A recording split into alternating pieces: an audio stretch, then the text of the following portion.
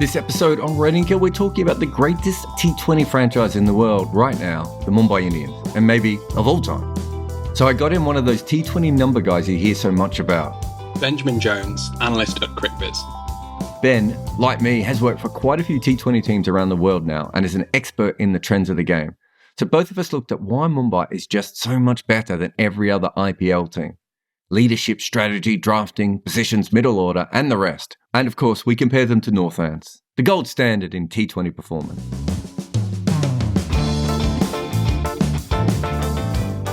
Thanks for coming on, Ben. I'm going to take you back a little bit to the early days of the IPL, probably when you were about 12 years old. But Mumbai Indians used to suck really hard. We used to make jokes about them. They were RCB before we had an RCB. And they were like Mumbai RCB, which is like the Knicks sucking. You know, like everything is set up for you to be really good and you suck. Why were they so bad at the start? Do you remember? I absolutely don't, Jarrod. Well, that's when the IPL started. I was 13 years old. I wasn't far off. When I first started paying full attention to the IPL, it was kind of in conjunction with Mumbai getting good. So I kind of arrived into all of these jokes about Mumbai being kind of the comedy side who, as you say, what became RCB is the kind of, everyone joins in, take the piss. But actually, all I was watching was this side who were incredibly well coached with lots of very good players who just needed a bit of luck to get over the line in their first title. And so it was that weird thing of, it was almost like if you arrived and just started paying attention to football in like 2013, 14, just after United lost Ferguson. And you're just suddenly like, why is everyone scared of this side? They're terrible. They can't, they're awful. They're going through managers outright of nuts. And it's like that, there's a bit of a kind of like a generation separation. Although I suppose that's probably a bit over the top given the IPL is 14 years old. But it does rather show there's still generations within this tiny period of time. Yeah, I think that's very fair. We saw the documentary of them, which is, I wouldn't say it showed the management at its absolute zenith. I mean, I didn't come away as someone who's been a general manager of a cricket team going, those guys, they've got to go on, especially as the owner walked into a wall at one stage. There's also just an incredible amount of looks from, Mitch McClenaghan, and I've had those looks from him in person before, of him just going, what's going on here? So if you put those sort of two things together, it's weird that they are so good, but they are an incredible team. Because up until very recently, Chennai was still seen as sort of the gold standard, and Mumbai is now well and truly above them. As succinctly as you can, now that you're an adult and no longer 13, why are Mumbai good?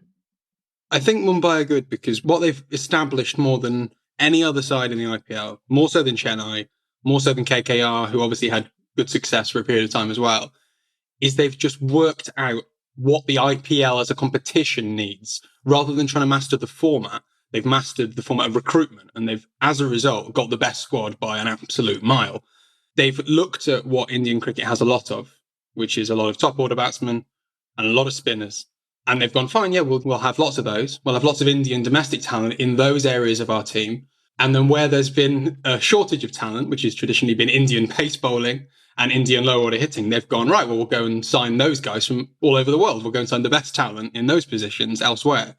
And it sounds incredibly basic. It sounds very straightforward. But as you'll know from working in cricket teams, a lot of the time, a small amount of sensible thinking goes quite a long way.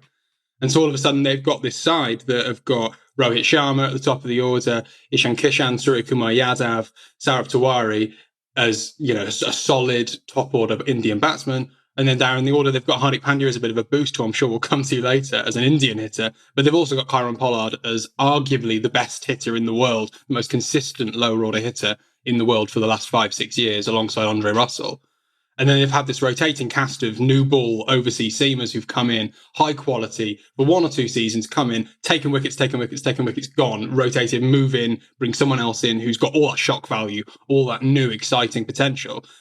Backed up by the fact that they've also always had Lasith Malinga, Jasprit Bumrah, and as I say, a rotating cast of solid, dependable Indian spinners. It's such a bank of quality in that position. They've had Rahul Chahar, Markande, they've had Jayant Yadav as a match-up bowler recently. And so basically, Mumbai have just understood where there's talent, where there's not talent, and targeted things appropriately. It's quite straightforward when you kind of lay it all out like that. But you look at the way that other sides are constructed, and as I say, a small amount of sensibleness goes a hell of a long way in the IPL. Well, you look at the two recent trades as well. So Quinton de Kock, I thought was a really good signing when RCB picked him up. He struggled that first season. And RCB, who don't seem to really understand T20 cricket at times, they basically let him go for nothing. And I think if you're Mumbai, you're like, okay, worst case scenario, we've got a backup wicketkeeper. Best case scenario, we've got one of the best white ball players on the planet who can open the batting and give us another skill. The second one was Trent Boult. Again, Trent Boult has never had a great IPL season, but he is Trent Boult, and he is a good white ball bowler. He's also, and I think that these things are important, and I think Mumbai looks to these things. When you look at their squad, you can see this. Trent Boult's a really good fielder, and I think, again, they thought, okay, maybe the worst thing we have is we have a bowling coach who can help our younger bowlers here, and we have someone we can put on the boundary rope at any time. Although I know he's now famous for not being as good on the boundary rope for that one game. But on Trent Boult, before the season, he's taken 9 wickets in the power play in IPL cricket. 9 over 33 matches, which is empirically crap. But then this year, he took 16 and 15 matches at a strike rate of 14. Now, you can either apportion credit to Mumbai and say, yeah, they've taken this guy who used to be kind of serviceable or very good in other formats, serviceable in T20 cricket, and they've coached him and they've got the best for him. Or you can say they've got him in. They've been quite lucky. If you look at the way that he got his power play wickets this season, about half of them are skiers. I think there are 3 LBWs, 13 catches, and about half of those catches are skiers. Only a couple are the kind of what you think of as a Trent Boult wicket, like pitching it up from over the wicket, swinging it back in, or nicking the right-hander off. He did it in the final to Marcus Stoinis, obviously, but there's actually a small number of those kind of dismissals. A lot of it is just people kind of going after him because you've got Jasprit Bumrah at the other end. But the point is, Mumbai have had so many of those cases where, as you say, they've brought in someone who's been discarded by someone else, and then they've done incredibly well. That at some point you just kind of have to go, well, they clearly know what they're doing. They know how to get utility out of players who have struggled in other situations at other sides. And I think part of that is also, if you have a stronger side, you can give him a better, more defined role. So if he's at Delhi, he's probably the main bowler where, we've just said he doesn't need to do that at Mumbai. He can be very specific in how they use him. They can yank him out of the attack if they don't need him to bowl. Whereas in Delhi, he probably had to bowl all the toughest overs. But if you look at those 2 trades and a few other moves that they've made, they basically go, who are the most talented players available to us? We will stockpile them. If they sit on the bench, they had Mustafizur Rahman on the bench for a little while after he wasn't at his best. They were probably waiting to see if his elbow got better. If his elbow gets better, what they were paying him is peanuts, and he goes back to being the best T20 bowler in the world again, as he was for a little while. If his elbow doesn't get better, it doesn't matter. It's not a big problem. So they keep making that. And if you do that, you can probably roll with, well, he's having a good tournament, we'll keep giving him the ball, where other teams aren't at that level to be able to do that, are they? You're right. It's much easier to kind of tweak and get the best out of these players when they're working in a very specific situation. But one thing I also really like about the way that Mumbai have kind of created this dynasty is that they essentially have a plan for the kind of player they want, and then they go and try and recruit that player. They don't just go, oh shit, such and such is available, we need to sign them because they're going to come in. And like they did a bit with this year with Chris Lynn, where they, as you say, they just kind of sign him, and best case scenario, you've got one of the best pace hitters in the world just sitting on the bench for if you need him. But generally, they've got a real plan. Since the start of 2015, as I said earlier, they've really targeted overseas seamers, and no side has bowled more deliveries from overseas seamers in that time than Mumbai. And no side has used more of their overseas pace deliveries for left armers than Mumbai in that time. So they've clearly gone, what we want from our overseas bowler, our second overseas seamer after Malinga, and then obviously Bumrah as the domestic, is we want a left arm quick. And so in that time, they've had Mitchell Johnson, they've had McClenaghan, they've had Bolt. They've got these guys who they're going to come in and they're going to vary in quality from year to year, as we say, but that's the role they're fulfilling. You're not tearing up the blueprint every single year and going, oh, well, last year we were a bowling side and we bowled a load of spin, but this year, such and such was available, so we're going to go all out on pace. They've gone, okay, well, this worked last year. We won last year. We're not trying to reinvent the wheel. We'll just get in the next best guy who's available, who's maybe a bit cheaper, or who we can trade that season and all that kind of stuff. It just strikes of consistent planning and thinking. That's the underlying principle behind everything Mumbai has done. It's not individual genius and by any one in particular. It's just consistent structure of thought across the recruitment process. Yeah, I mean, you missed one. I think Jason Behrendorff was there as well, wasn't he? So yeah, of course. They've basically gone through, if you go, when you and I look at our numbers, if you look at the best left-arm seamers in the world, other than Tamal Mills, and they probably don't want him because he's a death bowler anyway. So they're looking for guys who take wickets up front. McClenaghan and in Mitch Johnson, Behrendorff's case, that's kind of what they were at their absolute best, what they were doing. Rahman's probably the only one who was better at the death, but as I said, if his elbow came good, bowl him whenever you want. And he was incredible. All of a sudden, you've got 3 of the best death bowlers in the world rather than just 2. So it's really interesting. And so another thing that you talked about in your piece was how they draft undervalued Indian talent and how they look to that. So we've gone through the left-arm seamers. Tell me about the Indian talent. What really defines the dynasty development of this side, I think, was the fact that they built a core of incredible Indian talent, as you say, very early on in the decade. So early on, in the middle of this period where everyone's taking the piss out of them for being a comedy side and they're slightly jokey and not a particularly serious cricketing unit, they make the choice to invest in a scouting system, which has obviously been kind of mythologized elsewhere a lot, but it was headed up to go into all the Indian leagues, to go into age group cricket around the country. And obviously there's so much quality cricket played outside of the IPL in India. You look at the side Mushtaq Ali, according to our numbers, it's still one of the best T20 tournaments in the world. You go in there and you find a slightly undervalued gem, you've got yourself a proper player. And so between about 2011 and 2014, they managed to identify Krunal Pandya, Hardik Pandya, and Jasprit Bumrah as the 3 guys who they are going to build their next generation around. And they get them in the auction, they bring them in, and that's your base layer. But then you look at the players that they didn't get, that they still identified. You still had guys like Nitish Rana, Surya Kumar Yadav, all these guys who at various points, basically anyone of that particular age between about 20 and 26 now, Ishan Kishan, who obviously has come in and now doing really well, they basically spotted the talent before it proved itself in the IPL, and as a result, skyrockets in price. By locking in guys like Hardik, Krunal, Bumrah really early for a very affordable price, it gave them this incredible spending power to go into the auction proper and say, right, well, we've locked down potentially the best death bowler for the next 10 years of T20 cricket, potentially the best domestic hitter in the world for the next 10 years of T20 cricket, and a very useful finger spinning all-rounder taking the ball away from the right-hander. We're going to go and buy Karan Pollard, and then, we're going to pay Karan Pollard big money, and we're going to pay Lasik Malinga big money. We're going to be able to bring in Quinton de Kock on whatever money he wants. We've got this, as you say, almost like a war chest. If it was football, that's the kind of phrase they would cliche use. What that allowed them to do is then, because of the system that the IPL employs in terms of retaining and keeping players on the books, is that in 2018, they retained or right to matched Hardik, Krunal, Pollard, Rohit, and Bumrah. That is the core of the best side in the world for the next 3.5 years, 4 years. If you've got those players locked down, it's very difficult to make a bad side. and from that basis, from that spine that they established, or the early part of the decade, they've basically made it very hard for themselves to fail, and then made good decisions after that, which has improved their position yet more.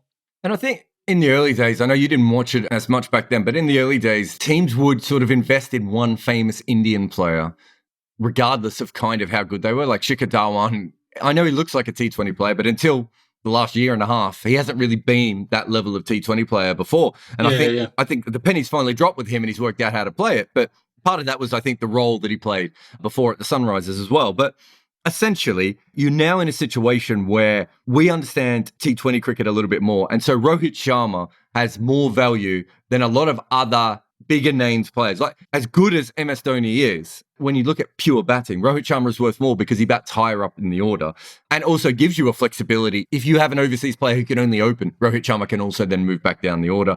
Those sorts of little things. It seemed very early on, they worked that out in a way that other teams did not. Kolkata, it was very brilliant at basically, if we just make the pitch, spin a lot and go and get 2 or 3 of the best spinners in the world and then get a bunch of guys who can hit sixes, and they're very good with their matchups and those sorts of things. But I don't think any other team really understood that if you can get a young Indian player who gives you any kind of flexibility and is maybe, dare I say it, slightly more humble than Virat Kohli, which is unlucky because at that time, I'm not sure anyone would have known that. And Rohit was, for a long time, even thought to be better than Virat Kohli when they first sort of came on the scene, although Virat went past him very quickly in the IPL. But essentially, if you can lock down someone like that, again, you're building something that can work for the next 5 or 6 years. And that seems to be what Mumbai did a long time ago now. It makes everything so much easier, doesn't it? It really does. And I think you're right to kind of look at almost the comparison with Kohli. It's obviously dangerous territory. But what I quite like about it is as a comparison, is that Rohit is not a dissimilar batsman to Kohli in T20 cricket, really. They score at roughly similar rates. They kind of do similar things. As obviously Kohli runs harder between the wickets, but they do a similar role of being very, very secure in their wicket preservation. They don't explode particularly until they face about 30 balls. So they're broadly comparable as players. But then you look at what they do as captains, and obviously Virat's had a lot of criticism down the years for the way that he's managed his bowling attack, just as a captain in terms of managing matchups and managing the personnel involved. Whereas Rohit gets nothing but praise for that. And I think that is well deserved. I did a thing for Wisden a couple of weeks ago about how, I think it's in the last 5 years or last 3 years, Mumbai have had more left-hand, right-hand partnerships than any other side in the IPL, or a larger proportion have been left-hand, right-hand. Now, that's only a marginal gain. It gains you about, I think it's 0.3, 0.4 runs per over against spin. But if you're doing that over the course of a season, it's important. It makes a big difference. And when you're a big kind of T20 behemoth as Mumbai should be, you should be winning those tiny things. You should be winning those micro progressions in terms of strategy. Rohit is a very versatile player as a batsman, as you say, can bat in the top four, anywhere in the top four.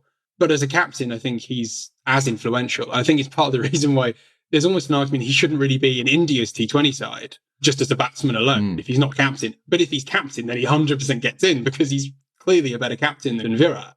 He might not be a better batsman, who knows, it's a bit of a coin toss. Yeah. But India have basically got two very similar players there, fulfilling very similar roles. And it's a different conversation altogether. But the fact that India have basically got half the IPL teams captained by a slightly sluggish top order batsman, and then they then proceed to pick all of those players in the international side, it creates some quite difficult kind of political versus tactical kind of imbalances. But Rohit is, as like a franchise player, that's the phrase they use in American sports, isn't it? It's kind of like as the iconic player for the side, he is more useful than he should be. Because you look at some of the others who are, as you say, strike at about 125, average about 35, not that good in the field, make fairly pedestrian decisions. He's just a little bit better in every single scenario than he probably should be or needs to be.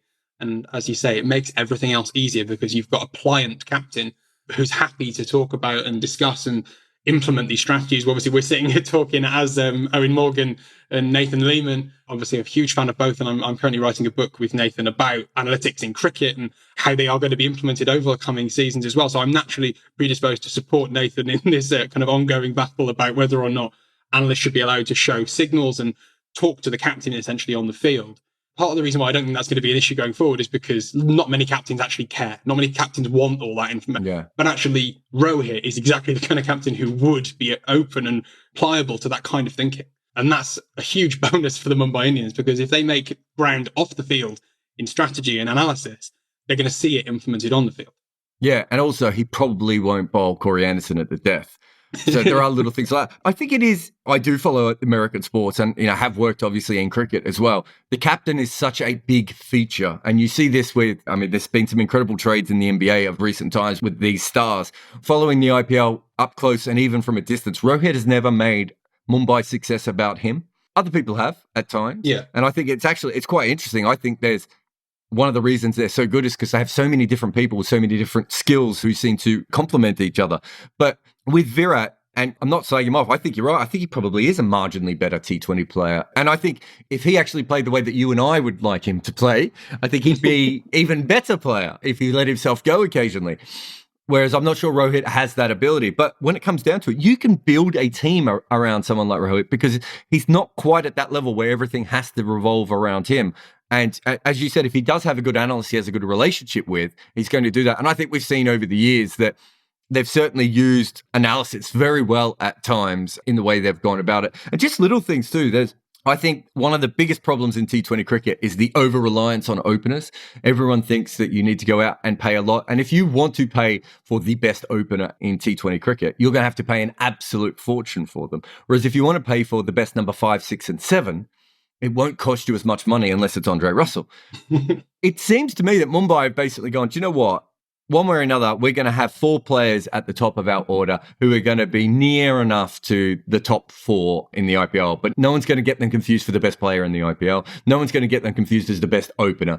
But they know that game in, game out, they're going to get a good, steady result from that. Every other team, I would say, in the world completely goes about it the opposite way, which is they put all of their talent in the opening and the middle order usually gets left behind. I think that's bang on. I think one of the things that they've been able to do very effectively is have a kind of versatile middle order.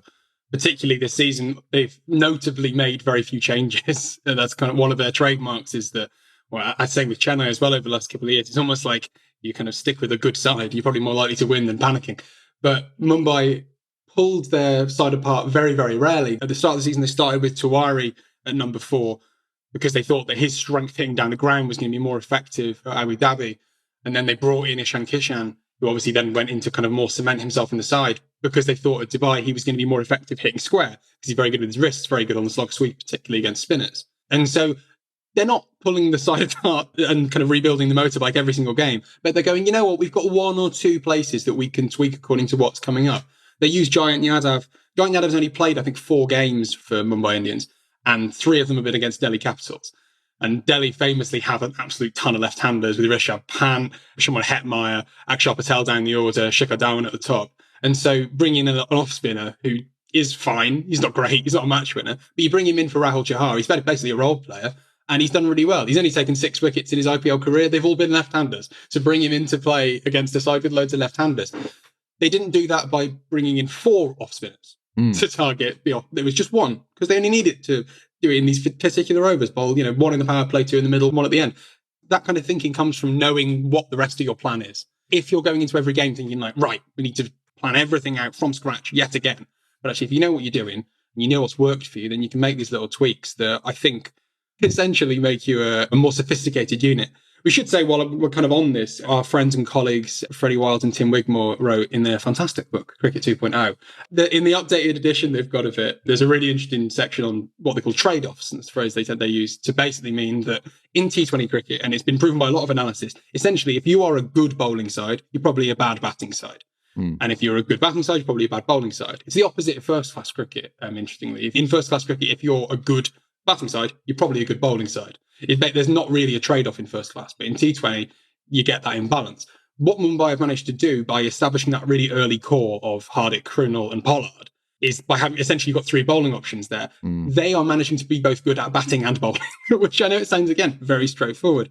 But that's very hard to do. Almost every other T20 side around the world, you look at even the dominant sides that have done really well, Perth Scorchers in the BBL, they were a bowling side.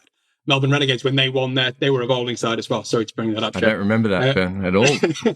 Well, that was before I arrived at the G. So what was I going to say? I'm trying to think of another one. Sunrisers is a bowling side who didn't particularly do anything with the bat. They had Warner, one of the great wicket preservers, at the top. Kane Williamson, They ticked along and made 150, and then they bowled you out for about 9. That was how they got their success. What Mumbai managed to do by having all those all-rounders in their top 7, by having essentially, if you think of Krunal's going to bowl 3, Hardik's going to bowl 3, Pollard's going to bowl 1. You've got 7 or 8 overs broadly in your top 7, and then you've got 8, 9, 10, 11 who can just be pure specialist bowlers. That's when you get your Bumras, your Malingas. You don't have to worry about their batting ability because you've got so much bowling in the top order. You get that complete strength. You get bowling depth and batting depth, which basically no other side consistently in the history of T20 cricket have managed to do. And I think with other sides as well, they get one all-rounder, and then that all-rounder is supposed to bowl the 4 overs. And when you look into that all-rounder's history, they don't bowl 4 overs a game. Your Stoinuses, your Cuttings. Those sorts of guys. Maxwell's another good example as well in the Big Bash. And, as you know, having to juggle we both had to juggle the Melbourne Stars bowling attack around. Like, if you were to put 4 overs on one of those guys, the team falls apart. And Australia has proven that a lot of times recently. So when I was with St. Lucia, if I was to come back the next year, I was going to sign Rakeem Cornwall, and I would have had Kyron Pollard, and I was trying to get in Rodman Powell because I thought between those guys, Rakeem should be able to bowl 3 overs a game, and then the other 2 should be able to chip in for 3 to 4 overs a game, hopefully between them. Then you have the ability to do that. And as you said, it just doesn't happen. There aren't many guys with all-round skills who can play as frontline batsmen and bowlers. It doesn't exist. But if you can get 2 or 3 guys who give you the balance of that, biggest problem you see, I remember when Pat Cummins batted at 7 for Sydney Thunder a few years ago, and I think he's done it for KKR again. And you're just like, I get the idea of that.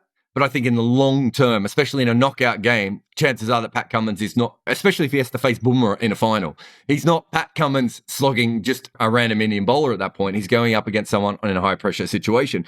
And those trade-offs are massive. And it all comes down to planning. If you do go out and pay the most expensive openers in the world, you can't get a good middle order like that. You can't do, it's another trade-off again, isn't it? You wrote a very interesting thing a while back about how the idea that had to happen once. Yeah, it was the one time, that's why I remember it. But about the idea that everyone wants to open. And it's obvious, isn't it? If you're a T20 batsman, do you want to bat when there's everyone really close to you and no one on the boundary? Or do you want to bat at the end when they're bowling Yorkers and everyone's on the boundary? It is not that hard for you to go out and find a good, decent opener. I think the average opener in T20 cricket averages about 31 with a strike rate of 135, right? It's not that hard to get someone who averages 35 with a strike rate of 140 without paying $1 million. Yeah. So if you can do that and get a number 3 of that level as well, number 4 is a bit trickier. But once you've got those guys, why would you not then spend the money to make sure that everyone else is then firing in that middle order? And that's not how franchises think of these things. I think what's really interesting, to come back to the Cummins idea of Cummins at number 7 and how that maybe displays poor thinking. I know exactly what you mean in the sense that, like, consistently he's not going to be doing that well. But I think if you are a very, very good batting side or a very, very good bowling side, you can afford to have Pat Cummins at number 7 because he either exemplifies insane batting strength or insane bowling strength. If Pat Cummins was in England's T20 side and he was batting at number 7, that's kind of perfect because you've got all that batting strength above it. Your number 7 is going to face about 4 balls. Like Moeen Ali's the fastest scoring batsman in the T20 cricket over the last 2 years, but he's getting dropped from the England side because everyone's like, well, he doesn't make any runs. He faces about 4 balls every game and he hits about 3 of them for 6. I think people sometimes overestimate batting depth. But what's more important, I think, is bowling depth. And the fact that by having Hardik and Krunal in that side, who, as you say, they are 2 players who bat in one of the hardest times in the middle order. Krunal maybe a little bit lower, but they essentially can come in about the 14th over and they're not panicking. They're not thinking, oh my God, I've got to start against 4 overs a leg spin or whatever. By having essentially in 2 players, you've got 1.5 all-rounders kind of thing. In the Krunal's going to probably bowl a bit more hard. It's going to bat a little bit more. That's where your balance comes from. And as you say, you get a replacement level opener. If you luck out and you get Quinton de Kock, as they have done, everything we're saying about Mumbai comes back to this idea that no area is neglected because they've consistently thought about every single part of their side, every single particular unit. There's no gaping hole in the side. Is it the Gladwell idea, like the idea of the weak link, strong link sports? It's from a football book, isn't it? And I've now forgotten the name of the football book, but he's written about it as well. Numbers Game or something like that. I don't know. Yeah. But yeah, no, I only vaguely know it kind of through other people and whispers and trying to pretend to be clever at parties or whatever. Yeah. But you know Gladwell's name, that's good enough. Yeah. Most recent Gladwell reference. There you go. That's my contribution. But the idea that some sports are reliant on your best player, i.e. basketball. Some sports are reliant on how weak your weakest player is. And I think a lot of people have been kind of wrestling with the idea of what T20 cricket is. Like, is it a strong link or a weak link sport? And I think what Mumbai have shown is that it's a weak link sport. They have basically eradicated any bad players. They don't have bad players in their side. Their weakest player is maybe Saurav Tiwari, who's going to come in, execute a particular role, or it's Gyan Yadav, who's playing for a particular reason. Their best player is still Jasprit Bumrah, who's obviously still incredible. There's sides to the debate. But I think what it shows is that if you can cover all bases well, you're probably far better than having, say, 2016 era RCB, where you've got 4 of the best batsmen in the competition, but none of the best bowlers. Or Sunrisers this year, where they've got a couple of really good bowlers, but they haven't been able to match it with batting, etc., etc. If you can be consistent across all bases, then you're going to be more consistent in terms of results. Having said that, I did some work recently for a team about basically whether or not it's more important to be batting strong or bowling strong. And it was jumping off some work that Nathan Lehman had done for the book. And I was really interested in the idea that if you are more of a bowling side, is that better than being more of a batting side? It's just a very basic principle.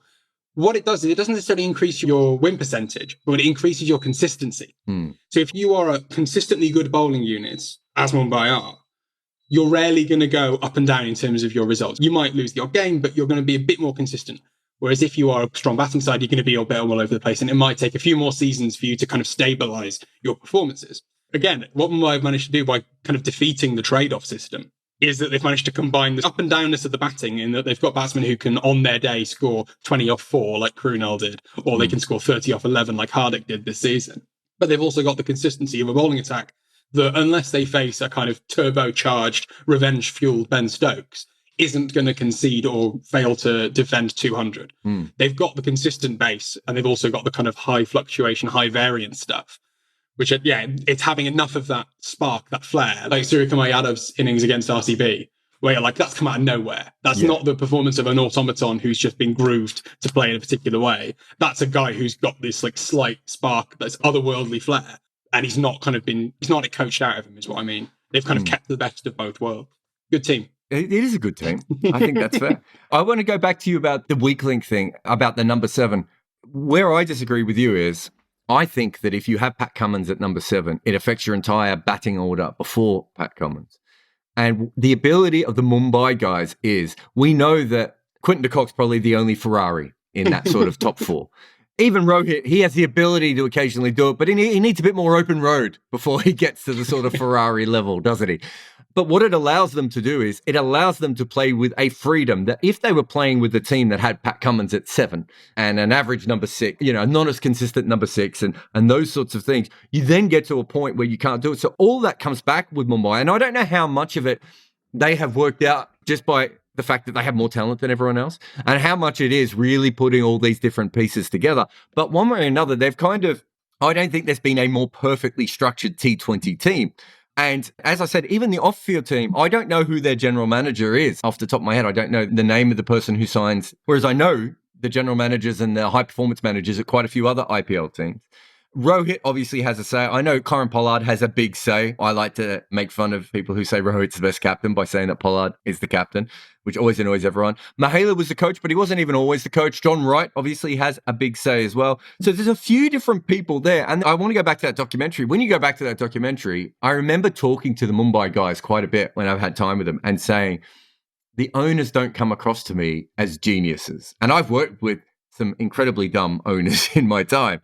When you say that to Mumbai players and they say, there's just so many people there who know what they're doing. The Mumbai players always feed that back to me. There are so many people who know what they're doing. And there are so many ways a franchise can go wrong that Mumbai just hasn't seemed to stumble across any of those in the last, 6, 7 years. I think what you need to tease apart really is the idea that all of these franchises, all of these domestic sides around the world, anywhere where there's this amount of money, there's always loads and loads of people. There's always loads and loads of brains claiming to be really influential. There's mentors and coaches and bowling mentors, etc. There's always about 30 people and there's about 20 players. And it's sometimes hard to get to the bottom of who's making the decisions. But I think what's proven for Mumbai is that it's the proof of a good system is that different personnel arrive and the system keeps going. Yeah. So as you say, like John Wright wins it, goes away after 2 years. Then you get Ponting comes in, wins it, goes away after 2. Mahela comes in, wins it. You get this consistency across different eras. And when they don't win it, they have bad years. Like they came fifth in the last 2 seasons where they didn't win it. Like they didn't make the playoffs. It's not necessarily consistency within those kind of relatively small sample sizes. It's the fact that over an era, different people are able to slot in. And it does speak to the idea that there are people above them, whether it's analysts or coaches or people who are scouting the players, making the decisions on the ground. I don't know enough about it. I'm not there on site. But I think you have to kind of just trust that what they have done is establish a process which has now worked for 7 years, almost flawlessly, 7, 8 years even. And we're getting to the point, and I don't know what you think about this, and I'm going to turn and play host myself. But Mumbai have kind of broken the IPL. I was going to write about this, but I don't know if you've heard Indian Twitter can be quite ferocious. So the idea of writing a piece called Why Mumbai Have Ruined the IPL didn't quite appeal as much as it did maybe at 11 o'clock on a Friday night. But basically, by nailing their selections earlier in the decade, by making all these correct decisions, by establishing, right, we need to sign overseas left armers, we need to sign lower order hitters, we need to be flexible in terms of left and right hand, we need to target domestic Indian talent early. By doing all this, it's not just that they've got to sustain it. They've kind of already won the next 3 years of the IPL. Not literally the title. They might not win another one in the next 3 years, but they are unlikely to be very bad. Because we're going into a mega auction. As we speak, they're talking about bringing another 2 sides into the IPL, which definitely means that we'll have to have a mega auction. If they go in and they are allowed to retain 5 players, they're probably going to retain Krunal, Hardik, Rohit, Bumrah, Pollard. They might not retain Pollard. They might not retain Krunal. They might go for Akshar. They might try and get Russell or something like that. They might mix it up, but it's very unlikely given the influence Pollard has there, as you say. But basically, they've mastered the system. Does the IPL need to actually change in order to offer a different challenge? Because at the moment, I don't think Mumbai look like erring from this path. I think if you follow the history of sporting leagues, you do get these teams who just work things out very early on. Sometimes it's 2 or 3 teams. But in this case, I could see how over the next 4 to 5 years, if they can find 1 or 2 more players, they don't have to be of the talent of Bumrah or the Pandya brothers, but if they can find the next sort of players of that version coming through the young game, how do you beat them? They're not an old team. No. They've covered the fact that Malinga left. They are so solid at what they do. So I don't know if you saw it, but I looked into the trades in the IPL. And when you look at that, you realize they are playing a game that no one else is playing. The other teams aren't even thinking this way. Like, for instance, RCB traded Quinton de Kock. Now, if you're RCB, you have to be thinking, even if Quinton de Kock has had a bad year, he has a certain value within international cricket that we have to get something back for. They didn't. Delhi, again, with the trade that they did with Trent Bolt, they got cash back. And so it's a salary cap system. Cash doesn't particularly help you. Maybe getting a right to match on a certain player or asking for a couple of these young players. You look at their list, there's a couple of players there who aren't getting on the field that you could get contracts for that might play for Delhi or that Delhi could develop. Mumbai have basically worked out that every time a team is unhappy with one of their good overseas players, they could throw a little bit of cash, of which they have more than anyone else needs to through the Ambani family. They can throw a little bit of cash at this and they can cheat the system. If that's the case, and they've worked that out, and they've already got the best squad, and they're going to keep improving the best squad, I don't see how in the next 3 years, as you said, that they're going to be a poor team. And the idea that they've broken the IPL kind of makes sense. I will say this. I think that Kolkata is still run by very, very smart people, and they could easily have a flare-up again. And I think Rajasthan are quite interesting in some of the things that they've been doing over recent times, except for the people they hire off the field who are all idiots. But Rajasthan, I can see what they're doing. And obviously Delhi went all in on young talent as well. But realistically, it's very possible that those teams win one title, whereas Mumbai still have 3, 4, 5 years perhaps of being one of the best teams in the world. And if you think about it from a strategic thing, another team might go, do you know what? Russell is that little bit better than Pollard. If we bring Russell across, we can do that. Whereas I think Mumbai is smart enough to go, if we keep Pollard, we have to pay him a little bit less than Russell, and he still has 2 functioning knees, and we know what we're going to get off him. And I think that's why they make good decisions. I'm going to go back to the really random one you mentioned earlier, the Chris Lynn decision. We know that no one plays fast bowling like Chris Lynn, and that Chris Lynn is probably spending all of his time trying to work out how to play spin so he can get paid millions and millions of dollars again. You take him, you stash him, maybe you send him off to the nets in northern India at one stage, or take him to Pune for a month, or put him down on the beach somewhere in India for a month with a personal spin trainer or whatever.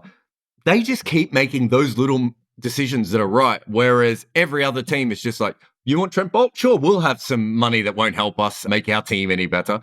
And I think that is realistically where we're at. So I'm going to finish there. I just want you to say, though, would you not say right now that Mumbai is the North Ants of the IPL?